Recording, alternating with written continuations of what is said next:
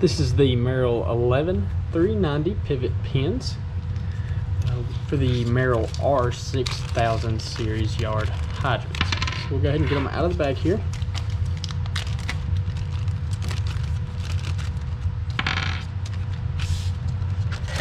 We can start with a couple measurements of them, but just a couple things about it. You can see it is a full metal kind of rod, and then you come down, you've got that kind of flanged portion there at the head,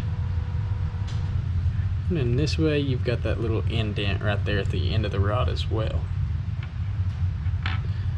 We can go ahead and take a couple measurements, starting with a total length, and that'll measure right just above an inch, so maybe an inch and an eighth. And we can also measure the outer diameter of that kind of flange bit there, and that'll measure just below half an inch.